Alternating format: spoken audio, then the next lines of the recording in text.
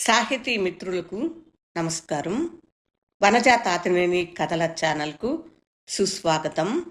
విభిన్న కథల సమాహారం వనజా తాతినేని. ఈరోజు మీరు వినబోతున్న కథ ఊర్మిళ. ఈ కథ తమిళ మూలం ఎస్.ఎం.ఏ. రామ్, అనువాదం గౌరీ కృపానందన్. ఈ కథ 2019 ఫిబ్రవరి 2 ప్రజాశక్తి స్నేహ సంచికలో ప్రచురితమైనది. ఇప్పుడు గౌరీ కృపానందన్ గురించి చిరు పరిచయం. చెన్నై వాస్తవ్యులైన గౌరీ గారు తెలుగు నుంచి తమిళంలోకి, తమిళం నుంచి తెలుగులోకి అనేక కథలు, నవలలు అనువాదం చేశారు. వీరి అనువాదాలు తెలుగు, తమిళ భాషల్లోని అన్ని ప్రముఖ పత్రికల్లోనూ ప్రచురింపబడుతున్నాయి. ఇప్పుడు కథలోకి వెళ్ళిపోదాము. ఊర్మిళ. ఊర్మిళ ఉద్యానవనంలో అలసటతో కూర్చుని ఉంది. ఎంతసేపని ఇలా జింకలను, నెమళ్లను, కుందేళ్లను, పావురాలను చూస్తూ కూర్చుని ఉండటం? ఆమెకు చిరాకు, కోపం రెండూ వచ్చాయి. ఇంతకు ముందు ఇదే నందనవనం ఆమెకు ఉత్సాహం కలిగించే విధంగా ఉన్నమాట అయితే నిజమే. లక్ష్మణుడు ఆమెతో ఉండటం దానికి కారణమై ఉండవచ్చు. అప్పుడు కూడా అతడు ఆమెతో ఎక్కువసేపు గడిపినట్లుగా ఆమెకు అనిపించలేదు. రాముడి సేవలో గడిపిన సమయం పోగా మిగిలిన సమయంలో ఆమెకు కూడా కొద్దిపాటి సమయాన్ని కేటాయించినట్లుగా అనిపించేది. ఎవరో కావాలని అతడిని తన నుంచి విడదీసి ఉంచారని ఆమె అనుకోవటం లేదు. అయినా తన సోదరి సీత కూడా అతనికంటూ ఒక భార్య ఉందని గుర్తు చేసి మందలించలేదు. ఊర్మిళకు సీత మీద కోపం వచ్చింది. లక్ష్మణుడు ఆమెతో గడిపే ఆ కొద్ది సమయంలో కూడా ఆ ఉద్యానవనం ఆమెకు ప్రియం కలిగించే విధంగానే ఉండింది. ఒకసారి లక్ష్మణుడిని బలవంతంగా రథం మీద సరయూ నది తీరానికి తీసుకువెళ్ళింది ఊర్మిళ. దారిలో ఇరువైపులా పచ్చదనంతో ఏపుగా పెరిగిన పంట పొలాలకు మధ్య నీటి మడుగులో క్రౌంచ పక్షులు రెండు సల్లాపిస్తూ ఉన్నాయి. ఆ దృశ్యాన్ని ఆమె ఒకంత సిగ్గుపడుతూ చూపించినప్పుడు అతను భావరహితంగా, చాలాసేపయింది ఊర్మిళ, రాజభవనంలో అన్నగారు వెతుకుతారు అన్న మాటలు ఆమెకు ఇప్పుడు గుర్తుకు వచ్చి చిరాకు కలిగింది. ఇక మీద అన్నగారు వెతకరు. ఎందుకంటే అన్నగారి నీడగా మారి నీడతో నీడగా కరిగిపోయావు కదా. ఇలా నడుచుకోవటానికి నీకు ఎలా మనసు వచ్చింది? నీకు అనుభూతులు నశించిపోయాయి అంటే రాముడు ఎందుకు నీకు బుద్ధి చెప్పలేదు? నా సోదరి సీతకు బుద్ధి ఎక్కడికి వెళ్ళింది? దూరంగా ఒక చంపా వృక్షం పూలతో విరబూసి ఉంది. అది ఆమెను చూసి నవ్వుతున్నట్లు అనిపించింది. ఊర్మిళకు ఏడుపు, కోపం ఒక్కసారిగా వచ్చాయి. జనక మహారాజు గారి అంతఃపురపు తోటలో చాలా చంపా వృక్షాలు ఉండేవి. సీత, ఆమె ఆ చెట్ల నీడలో పూబంతులతో ఆటాడేవాళ్ళు. కొన్నిసార్లు చెలికత్తెలు పరిహాసం చేసినప్పుడు ఇద్దరూ గలగలా నవ్వేవాళ్ళు. అలా నవ్విన వెంటనే తిరిగి చూసినప్పుడు ఆ చెట్లు కూడా విరబూసి నవ్వుతున్నట్లు గోచరించేవి. అప్పుడు సీత అనేది, ఊర్మిళ, నీకు తెలుసా, ఒక శ్లోకం ఉంది. స్త్రీలు నవ్వితే చంపా వృక్షం పువ్వులు పూస్తుందట. అది నిజమే కాబోలు. ఊర్మిళ ఇప్పుడు తన ముందు పూలతో విరాజిల్లుతున్న చంపా వృక్షాన్ని అసూయతో చూసింది. అది నిజం కాదు సీత. ఈ చెట్టు స్త్రీలు ఏడ్చినా పువ్వులు పూస్తుంది. దీనికి ఇసుమంత కూడా పద్ధతి అన్నది లేనే లేదు. ఆమెకు మిథిలా నగరపు రోజులు గుర్తుకు వచ్చాయి. ఒక వసంతకాలపు ప్రాతః సమయములో ఆమె సీతతో అంతఃపురం గవాక్షం దగ్గర నిలబడి వేడుక చూస్తూ ఉన్నప్పుడు వయోధికుడైన ఒక మునీశ్వరుడితో విల్లంబులు ధరించిన ఇద్దరు యువకులు మిరమిట్లు గొలిపే సౌందర్యంతో నడుస్తూ వెళ్తున్నారు. ఊర్మిళయే వారిని సీతకు చూపించింది. కాస్త తక్కువ ఛాయలో ఒకడు, లేత ఎరుపు రంగులో ఇంకొకడు. ఇద్దరిలో ఎవరు ఎక్కువ అందగాడు అని తమలో తాము సిగ్గు బిడియంతోనే చర్చించుకున్న విషయాన్ని ఇప్పుడు గుర్తు చేసుకుంది. సీతను పాణిగ్రహణం చేయటానికి శివధనుసును ఎక్కుపెట్టాలన్న కఠినమైన నిబంధన పెట్టినప్పుడు ఊర్మిళ, ఒసేయ్, ఈ జన్మలో నీకు పెళ్లి అవటం కష్టం సుమా అని తరచుగా సీతను పరిహాసం చేస్తూ ఉండేది. ఆ రోజు రాజ్యసభలో మొదటి రోజు చూసిన వాళ్లల్లో కాస్త ఛాయ తక్కువైన ఆ యువకుడు శివధనుసును సునాయాసంగా ఎక్కుపెట్టి నారును బిగించటమే కాకుండా 2 ముక్కలుగా చేసినప్పుడు గవాక్షంలో సీత పక్కనే ఉన్న ఊర్మిళ, ఒసేయ్, నీ మనిషి వీరుడు మాత్రమే కాదు, అధికి ప్రసంగిగా కూడా అనిపిస్తున్నాడు. లేకపోతే విల్లును ఎక్కుపెడితే చాలు అంటే ఇలా ఎవరికీ ఉపయోగం లేకుండా విరిచేస్తాడా? సీత చెవి దగ్గర తగ్గు స్వరంతో పరిహాసం చేయటం, సీత కష్టపడి నవ్వు ఆపుకోవటం ఇప్పుడు గుర్తుకు వచ్చింది. అంతా కలలాగే అనిపిస్తుంది. సీతను రాముడు తనతోనే మర్చిపోకుండా అడవికి తీసుకువెళ్ళటం, లక్ష్మణుడు మాత్రం తనను లక్ష్యం చేయకుండా ఇక్కడే వదిలేసి వెళ్ళటం, ఇది ఎలాంటి న్యాయం? సీతను పొందటానికి రాముడు పెద్ద విల్లును ఎక్కుపెట్టాల్సి వచ్చినట్లు నన్ను పొందటానికి కనీసం ఒక చిన్న రాయినైనా నువ్వు బద్దలు కొట్టి ఉండాల్సింది. అప్పుడు నీకు నా యొక్క ప్రత్యేకత తెలిసి ఉండేది.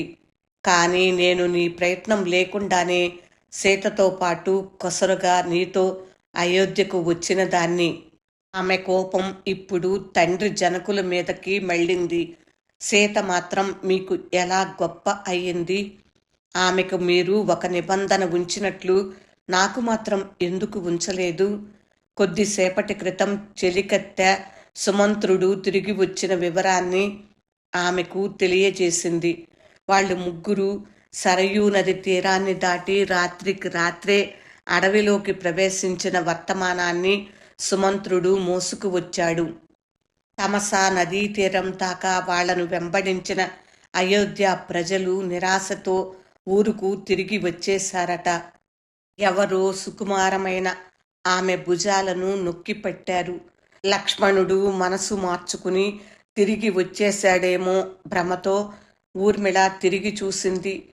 ఆమె వెనకాల కారు నలుపుగా ఒక యువతి నిలబడి ఉంది. మేనిరంగు నలుపే అయినా ఎవరూ తోసిపుచ్చలేని స్నేహభావన, ఆకర్షణ ఆమె ముఖంలో ఉన్నాయి. ఆ యువతి పరిచయం ఉన్నదానిలా, గుర్తు తెలియని కొత్త మనిషిలా, వినోదమైన అనుభూతికి గురైన ఊర్మిళ అయోమయంగా చూసింది. ఎవరు నువ్వు? నువ్వు నాకు పరిచయస్తురాలిలాగాను లేనిదానిలాగాను ఉన్నావు. ఇక్కడికి ఎలా వచ్చావు? ఏం కావాలి నీకు? అడిగింది ఊర్మిళ. ఆ నల్లటి యువతి ఊర్మిళను చూసి చిరునవ్వు నవ్వింది. సఖీ, నీ లోపలి మనసుకి నా గురించి తెలుసు. నేను నీకు సన్నిహితురాలిని. చింతలో మునిగిపోయిన ప్రతి మనిషికి నేను సన్నిహితురాలిని. ఈ సమయంలో నీకు తోడుగా ఉండటం కోసమే నేను వచ్చాను. ఊర్మిళ అయోమయం ఎక్కువయింది. లలనా, నువ్వు మాట్లాడేది నాకు అర్థం కావటం లేదు. నీ తోడు వల్ల నాకు ప్రయోజనం చేకూరుతుందని అనిపించటం లేదు. నా ఏకాంతాన్ని భగ్నం చేయకుండా నువ్వు వెళ్ళిపో. నిన్ను ఏకాంతంలో తల్లడిల్లేలా చేసి వెళ్ళిపోయిన వాడి మీద నువ్వు చాలా కోపంతో ఉన్నావని నాకు తెలుసు. నీ ఏకాంతాన్ని పారదోలటానికి వచ్చిన నన్ను కూడా నువ్వు వెళ్ళగొట్టటం ఏ విధంగా న్యాయం ఊర్మిళ? ఊర్మిళ నిటారుగా కూర్చుంది. ఎవరు నా ఏకాంతానికి కారణభూతులు అయ్యారో అతని చోటును నువ్వు ఏ విధంగా భర్తీ చెయ్యగలవు? నీ మాటలు వింతగా ఉన్నాయి. ఎవరు నువ్వు? నీ పేరు ఏమిటి? నిన్ను ఇక్కడికి పంపించింది ఎవరు? ఆ యువతి ఊర్మిళ ముందు వచ్చి కూర్చుంది. ఆమె తలను తన నల్లని వేళ్లతో ప్రేమగా నిమిరింది. నా పేరు నిద్ర. ఎవరి మీద నువ్వు కోపంగా ఉన్నావో అతనే నన్ను నీ దగ్గరికి పంపించాడనుకోరాదు. నవ్వింది. ఊర్మిళ ఆమె చేతులను తొలగించింది. నిద్ర, నీ పేరు బాగా ఉంది. నలుపు కూడా నీ శోభను ఇనుమడింపచేస్తుంది. లక్ష్మణుడే నిన్ను నా దగ్గరకు పంపించాడంటే నమ్మకం కలగటం లేదు. అడవిలో రాముడితో ఉన్నప్పుడు అతనికి నా జ్ఞాపకం వస్తుందని నన్ను నమ్మమంటున్నావా?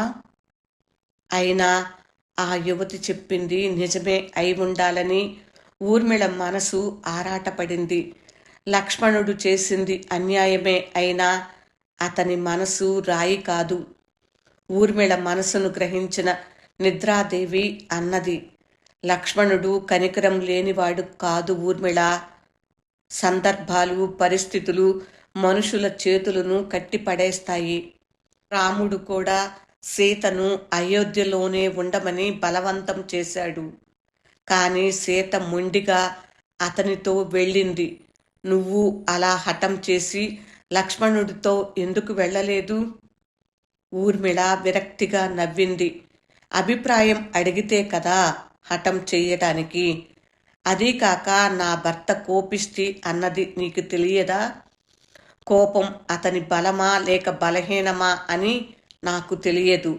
నాకు అతని పట్ల ఎందుకో ప్రేమ కన్నా భయమే ఎక్కువగా ఉంటూ వచ్చింది.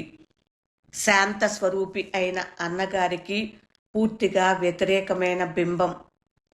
రాముడి శాంత స్వభావాన్ని నా సోదరి అనుకూలంగా ఉపయోగించుకుంది. నిద్రాదేవి చిలిపిగా నవ్వింది. సీత నీకన్నా తెలివైనది అని ఒప్పుకుంటే నీకేం తక్కువ అవుతుంది ఊర్మిళ? ముగ్గురు అత్తగార్లతో ఉమ్మడి రాజభవన వాసం కన్నా భర్తతో ఏకాంత పర్ణశాల వాసం ఎంతో సుఖమైనదని ఆలోచించి ఉంటుంది. నిజమే. కానీ రాముడికి సీత మీద ఉన్న అవ్యాజ్యమైన ప్రేమ కూడా ఆమె హఠం చేయించటానికి కారణమై ఉండవచ్చు. సీత హఠం చేసి అయినా తనతో వస్తే బాగా ఉంటుంది అని రాముడు ఆశపడి ఉండవచ్చు. కానీ నా భర్తకు అటువంటి అతీతమైన ప్రేమ నా మీద ఉన్నట్లు నేను ఏ తరుణంలోనూ అనుభూతి చెందలేదు. ఊర్మిళ మౌనంగా ఉండిపోయింది. తరువాత కోపంతో నిట్టూర్పు విడుస్తూ ఇలా అంది, లక్ష్మణుడిని తరువాత ఎప్పుడైనా నేను కలవటం జరిగితే అతడిని మరిచిపోకుండా ఒక ప్రశ్న అడగాలి. అతను పెళ్లి ఎందుకు చేసుకున్నాడు అని. నిద్రాదేవి ఆమెను జాలితో చూసింది. ఊర్మిళ వేరే ఎక్కడో చూస్తూ ఉంది. ఆ సంధ్యా సమయంలో ఉండి ఉండి వినిపిస్తూ ఉన్న ఆ పణవ శబ్దం ఊర్మిళ మనసులో ఏదో తెలియని ఇబ్బందిని కలిగించింది. నిద్రాదేవి ఊర్మిళ దృష్టిని తన వైపు మళ్లించింది. మనసును చెదరనివ్వకు ఊర్మిళ. నీ భర్త మీద ఉన్న కోపం నాకు అర్థం అవుతుంది. ఒకవేళ లక్ష్మణుడికి కూడా అది అర్థం అయినందువల్లే అతను నన్ను నీ దగ్గరికి పంపించాడని అనుకుంటున్నాను. చనువుగా ఊర్మిళ కనురెప్పలను మెల్లిగా నిమిరింది. ఊర్మిళ ఈసారి ఆమె వేళ్లను తొలగించలేదు.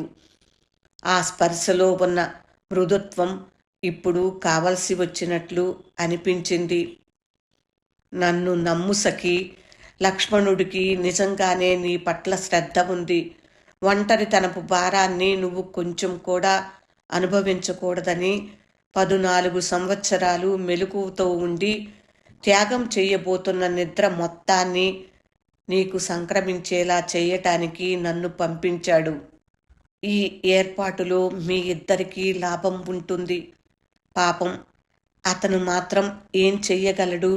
రాత్రి పగలు ఎల్లవేళలా రాముడిని సీతను కంటికి రెప్పలాగా కాపాడవలసిన బాధ్యతను అతను స్వయంగా స్వీకరించాడు కదా. దానికి అంతరాయం కలుగకుండా నిద్రను త్యాగం చేయటానికి నిశ్చయించుకుని ఉండవచ్చు. కాస్త ఆగి ఊర్మిళ ముఖ కళవళికలను పరిశీలించింది నిద్రాదేవి. ఊర్మిళ తన ముఖంలో ఏ భావాలను కనబడనివ్వకుండా మాట్లాడింది. నేను ధన్యురాలిని అయ్యాను. లక్ష్మణుడు నా పట్ల ఉంచిన కనికరం గురించి తెలుసుకుని నా మేని గగుర్పాటు చెందుతోంది. భార్య పట్ల ఎంత శ్రద్ధ! ఒక విషయం అర్థం చేసుకో అతివా. బాధ్యతను నెరవేర్చటానికి ఆటంకంగా ఉన్న నిద్రను వ్యర్థం చేయకుండా స్వీకరించటానికి అతనికి ఇంకొకరు కావలసి వచ్చింది. నన్ను ఎంపిక చేసుకున్నాడు. అందులోనూ నాకు ఒక సాంత్వన. ఆ మాత్రంగానైనా అతని జ్ఞాపకాలలో నేను మిగిలి ఉన్నందుకు. ఊర్మిళ కోపాన్ని ఎలా తగ్గించటం, ఎలా సమాధానపరచటం అన్న ఆలోచనతోనే నిద్రాదేవి అన్నది, నీ కోపం నాకు అర్థం అయ్యింది. కానీ ఆలోచించి చూడు. తండ్రి వార్ధక్యాన్ని స్వీకరించిన కొడుకు కథను వినలేదా నువ్వు? ఆ కారణం చేతనే ఆ కొడుకు కావ్యాలలో స్థానం సంపాదించి కీర్తిని పొందాడు. అదేవిధంగా భర్త యొక్క నిద్రను స్వీకరించిన భార్యగా రేపటి రామకావ్యంలో నీ త్యాగం కూడా మాట్లాడుకుంటే అది నీకు కీర్తిదాయకం కదా. ఊర్మిళ కోపాన్ని అణుచుకోలేక నిద్రాదేవిని ఎర్రబడిన కళ్ళతో చూసింది. అలా నన్ను చూడకు ఊర్మిళ. నీ కళ్ళ ఎరుపు నన్నే భయపెడుతుంది. వాటిలో నేను ఇంకా 14 ఏళ్ళు వాసం చేస్తానని లక్ష్మణుడికి మాట ఇచ్చాను, తగ్గు స్వరంతో అన్నది నిద్ర. ఊర్మిళ తన ముఖాన్ని వేరువైపుకు తిప్పుకుంది. ఆ చీకటి నిశ్శబ్దం ఊర్మిళ ఒంటరితనాన్ని ఇంకా భారంగా చేసి ఆమె మనసును మరింత భయపెట్టాయి. తన సోదరి సీతకి కానీ, మాండవికి కానీ, శృతకీర్తికి కానీ ఏర్పడని అనుభవాలు తనకు మాత్రం ఎందుకు కలుగుతున్నాయి? సీత తెలివితేటలు గలది అంటే మాధవి శృతకీర్తి భాగ్యవంతులు అని అర్థమా?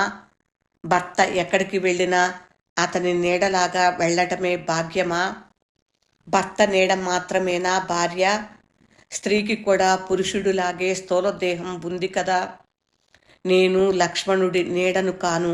నాకంటూ విడిగా ఎప్పుడూ నా నీడ నాతోనే ఉంది. రాముడు ఉండే చోట సీతకు అయోధ్య అంటే లక్ష్మణుడు లేని చోటు నాకు మాత్రం ఎలా అయోధ్యగా మారింది? ఇప్పుడు లక్ష్మణుడు అన్న నిజం ఇక్కడ లేని పక్షంలో అతని మూలంగా వచ్చిన ఈ అయోధ్య కూడా నిజం కాదు. ఈ చీకటి, ఒంటరితనం, ఈ కొత్త స్నేహితురాలు నిద్రాదేవి మాత్రమే నిజం. ఊర్మిళ ఇప్పుడు నిద్రాదేవి వైపు తిరిగింది. ముందే నలుపు రంగులో ఉన్న నిద్ర చీకటితో చీకటిగా కలిసిపోయింది. ఆమె శ్వాస మాత్రమే ఊర్మిళకు సన్నగా వినిపించింది. ఊర్మిళ ఒక నిశ్చయానికి వచ్చింది. ఈ ఏర్పాటుకు నేను సమ్మతిస్తున్నాను. కానీ ఎటువంటి పేరు ప్రతిష్టలకు కానీ, కీర్తికి కానీ ఆశపడి మాత్రం కాదు. నాకు తెలుసు, నువ్వు చెబుతున్న ఆ రేపటి మహాకావ్యంలో నా పేరు ప్రస్తావించబడదు. సోదరుడి కోసం 14 ఏళ్ళు నిద్రను త్యాగం చేసిన లక్ష్మణుడికి కావాలంటే అది ఉత్తమమైన త్యాగంగా పరిగణించబడవచ్చు. కానీ ఎవరూ కూడా నా చేతలను త్యాగం అని చెప్పి నన్ను కనికరానికి పాత్రధారిగా మార్చివేయవద్దు. ఎవరి జాలి నుంచి భిక్షగా ఈ నిద్రను నేను స్వీకరించలేదు. నేనే కోరుకొని నా సొంత కారణాల కోసం దీనిని వరిస్తున్నాను. ఇది ఒక విధంగా లక్ష్మణుడికి అతను తన బాధ్యతను నెరవేర్చటానికి నేను చేస్తున్న ఉపకారంగా కావాలంటే ఉండిపోని. నిద్ర, నేను తయారుగా ఉన్నాను. 14 నువ్వు నా కళ్ళలో నివసించి ఈ క్షణంలోనే నన్ను నిద్రపుచ్చు. ఈ సుదీర్ఘమైన నిద్ర ఇతరులు అనుకుంటున్నట్లు లక్ష్మణుడి మీద నాకు ఉన్న తాపాన్ని మర్చిపోవటానికి కాదు, మారుగా నా కోపాన్ని, నాకు జరిగిన అన్యాయాన్ని మర్చిపోవటానికి. దయచేసి నాకు కలలు లేని నిద్రను ప్రసాదించు. కలలో కూడా ఎవరి ముఖము కనపడటం నాకు ఇష్టం లేదు. నిద్రాదేవి ముఖభావాలు ఏవి ఆ చీకటిలో కనపడలేదు. ఊర్మిళ ఆమె మృదువైన స్పర్శను మాత్రమే గ్రహించింది. నిద్రాదేవి ఊర్మిళను తన భుజాల మీద ఆనించుకుని అలాగే అంతఃపురంలోకి తీసుకువెళ్ళి హంసతూలిక తల్పంలో పడుకోబెట్టింది. మసక వెలుతురులో నెమలి ఈకతో ఊర్మిళ కళ్ళను మృదువుగా నిమిరింది. మెలకువతో అక్కడే ఒకడు నిద్రపోతూ, ఇక్కడ ఒకటి ఈ విధంగా 14 తమ అందమైన యవ్వనాన్ని అన్యాయంగా వృధా చేసుకోవటానికి సిద్ధపడ్డారు కదా. బాధపడుతూ తనలో తానే గొణుక్కుంది నిద్రాదేవి. తరువాత ఊర్మిళ కలలు లేని సుదీర్ఘమైన నిద్రలో మునిగిపోయింది. 14 ఏళ్ల తరువాత ఒకరోజు ఒక ప్రాతకాలంలో ఎవరో అన్య పురుషుడి స్పర్శ తగిలి సగం నిద్ర సగం మెలకువ మిశ్రితమైన అవస్థలో ఊర్మిళ మెల్లగా కళ్ళు తెరిచింది. ఎదురుగా నిలబడి ఉన్న మనిషి రూపం మసకగా గోచరించింది. చెవుల దగ్గర జుట్టు నెరిసిపోయి ఉంది. చాలా రోజులుగా నిద్రలేమి వల్ల కళ్ళు అలసటతో సొమ్మసిల్లి ఉన్నాయి. కళ్ళల్లో ఇప్పుడు కూడా ప్రేమ, ఆప్యాయత తాలూకు సూచనలు ఏవీ కనబడలేదు. మారుగా అదే పాత అలవాటు పడిపోయిన, బిగుసుకుపోయిన బాధ్యత తాలూకు భావన. అతని మీద ఆమె ఏర్పరుచుకున్న పాత అభిప్రాయాల తాలూకు అవశేషాల రూపకల్పనగా కూడా ఉండి ఉండవచ్చు. లక్ష్మణుడు పందిరి మంచం చివరన కూర్చుని చనువుగా ఊర్మిళ భుజాలను పట్టుకుని ఉన్నాడు. అమ్మా, కళ్ళు తెరవండి, ఎవరు వచ్చారో చూడండి. వెనక నుంచి చెలికత్తె ఎవరో సంతోషం నిండిన గొంతుతో అంది. ఊర్మిళ కష్టపడి కళ్ళను పూర్తిగా తెరవటానికి ప్రయత్నించింది. తల్లి పొత్తేళ్లలో వెచ్చగా నిద్రిస్తున్న సమయంలో ఉన్నట్టుండి ఎదురు చూడని విధంగా చటుక్కున లాగివేయబడిన చంటిపాపలాగా ఆమె చిరాకు పడింది. ఎవరు నువ్వు? ఇంతకుముందు నిన్ను ఎక్కడా చూసినట్లు లేదే. నా అంతఃపురంలోకి ఎలా వచ్చావు? ఎవరు నిన్ను అనుమతించింది? అంటూ లక్ష్మణుడిని శరమారిగా ప్రశ్నించింది. లక్ష్మణుడు అయోమయంలో పడ్డాడు. అదే సమయం 14 సుదీర్ఘమైన విరామంలో కాలం శరీరంలో ఏర్పరిచిన వయసు మార్పుల వల్ల తన బాహ్య రూపం ఆమె మరచిపోవటం సహజమే. తాను ఎవరు అన్నది ఊర్మిళకు గుర్తు చేసే ప్రయత్నాన్ని ప్రయాసతో పూనుకున్నాడు. ఊర్మిళ, నన్ను బాగా పరిశీలించి చూడు. నేను నీ భర్త లక్ష్మణుడిని. పలు సంవత్సరాలకు ముందు నీ తండ్రి జనకుడి సభలో ఎవరి వల్లను ఎక్కుపెట్టడానికి సాధ్యం కాని ఆ పెద్ద విల్లును మా అన్నయ్య రాముడే విరిచి నీ అక్కయ్య సీతను వివాహం చేసుకున్నారు. ఆ సమయంలోనే జనకుడి ఇంకొక కుమార్తె అయిన నిన్ను నేను పాణిగ్రహణం చేసుకున్నాను. విధివశాత్తు నిన్ను విడిచిపెట్టి 14 అన్నయ్య వదినలతో నేను అడవిలో గడపవలసి వచ్చింది. వనవాసం ముగిసి అందరము క్షేమంగా అయోధ్యకు తిరిగి వచ్చేశాము. వచ్చిన వెంటనే నిన్ను వెళ్ళి చూడమని చెప్పి వదిన సీత నన్ను ఇక్కడికి పంపించింది. లక్ష్మణుడు గుక్క తిప్పుకోకుండా చెప్పి ఆమె వైపు చూశాడు. ఊర్మిళ కళ్ళను నులుపుకుంది. ఇప్పుడు కూడా నీ అంతట నువ్వుగా రాలేదు. సీత జ్ఞాపకం చేసిన తరువాతే వచ్చావు. అణగారి ఉన్న ఊర్మిళ కోపావేశాలు ఇప్పుడు కొత్త వేగంతో మళ్ళీ ఎగసిపడ్డాయి. నువ్వు చెప్పే విషయాలు ఏవీ నాకు తెలియదు. నువ్వు చెప్పిన పేర్లు కూడా నా జ్ఞాపకాలలో లేవు. నీ ముఖం, స్వరం, స్పర్శ ఏవీ నాకు పరిచయం ఉన్నట్లుగా అనిపించటం లేదు. నన్ను విసిగించకుండా వెంటనే వెళ్ళిపో. లక్ష్మణుడిని చూసి అరిచింది. లక్ష్మణుడు వెలవెలపోయాడు. నిజంగానే ఈ యువతికి గుర్తు తెలియలేదా? లేకపోతే ఎప్పుడో 14 ఏళ్లకు ముందు గాయపడిన ఆమె అస్తిత్వం తనను గుర్తుపట్టడానికి వ్యతిరేకిస్తుందా? మొట్టమొదటిసారిగా అతనికి ఏదో అర్థం అవుతున్నట్లు అనిపించింది. అపరాధ భావం తలెత్తింది. దానితో 14 ఏళ్లు మెలకుగా ఉన్న అలసట చేరుకోగా అతని కళ్ళు మెల్లమెల్లగా మూతలు పడసాగాయి. ఊర్మిళ నుంచి జరిగి కొంచెం దూరంలో ఉన్న ఆసనంలో ఆనుకుని కూర్చున్నాడు. ఊర్మిళ కావాలనే అతని వైపు చూడకుండా వేరొక వైపు ముఖం తిప్పుకుంది. కోపంతో ఆమె వక్షాలు ఎగసి పడుతున్నాయి. ఊర్మిళ కళ్ళ నుంచి మెల్లిగా కిందికి దిగింది నిద్రాదేవి. ఎటువంటి గాయాన్ని అయినా కాలం మాన్పుతుంది. లక్ష్మణ, అంతవరకు ఓపికతో ఎదురు చూడటం కన్నా వేరే దారి లేదు అని గొణుక్కుంటూ లక్ష్మణుడి వైపు ఒక నల్లని నీడలాగా నడిచి వెళ్ళింది. ఊర్మిళ ఇప్పుడు బాగా మేలుకోగా లక్ష్మణుడు అర్థం కాని అనుభూతులతో నిద్రపోసాగాడు. ఊర్మిళ కథ విన్నారు కదా ఫ్రెండ్స్. తమిళ మూలం ఎస్ఎంఏ రామ్, అనువాదం గౌరీ కృపానందన్. ఈ కథ 2019 ఫిబ్రవరి 2 ప్రజాశక్తి స్నేహ సంచికలో ప్రచురితమైనది. ఫ్రెండ్స్, ఈ కథ మీకు నచ్చిందా?